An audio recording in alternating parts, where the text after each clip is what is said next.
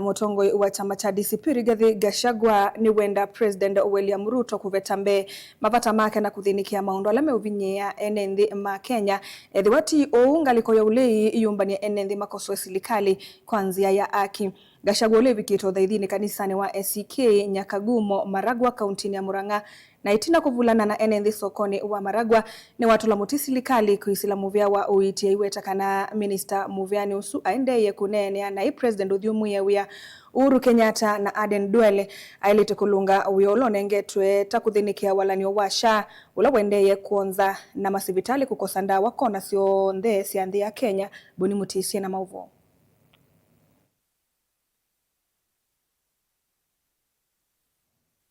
Mwenda President William Ruto kwa usukuma maundu make Mbee na kula Mavata Enenthi ula ni mukuni wa kura.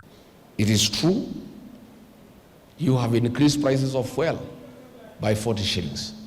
You are purporting to reduce by 9 shillings. That cannot give any relief to the people of Kenya. And all this is happening because of conflicts of interest. The so-called G2G program is your program. Those are your companies. So put national interest above personal interest. And we have said after 7 days, we are going to have a meeting with the other leaders and decide the way forward for the people of Kenya.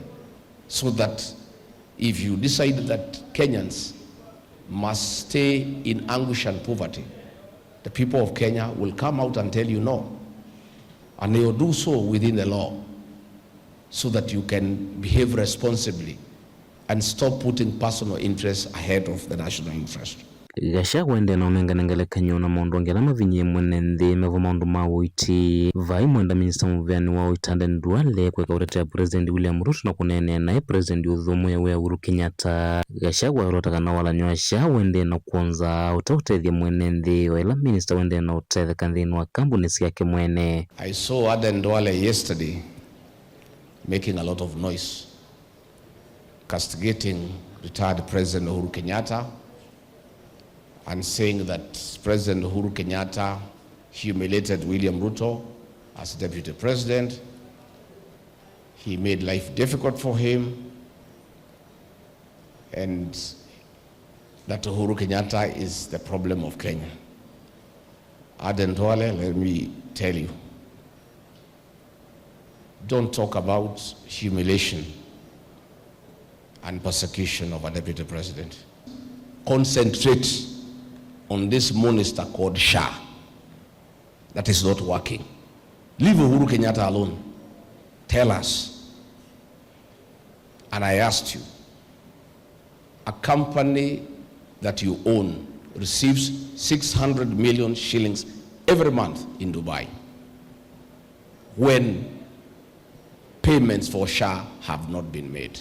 Ni kumana na kivalo wa Makosoe President William Ruto kweka unene ayulua wimawamwi watu wangu Ngaliko ya Ulei na ingikusisia muno masivitali undu maende na ukunika va Kenya isioni sionthe matena ndawa na uichi utemwa ilu. Kenyans are sick and they are struggling. In Kenyatta National Hospital, there are no drugs. There is no food. All the money collected, paid by patients through e-citizen has been stolen by your government.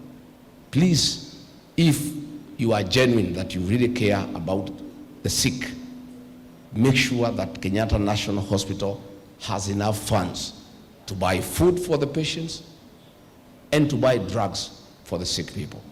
Because of SHA, all our hospitals here in Murang'a and elsewhere in the country, there are no drugs. Hata GV hakuna, no bandage, nothing, even gloves. Mutongoi TV, nyeni taoboni, mutesia.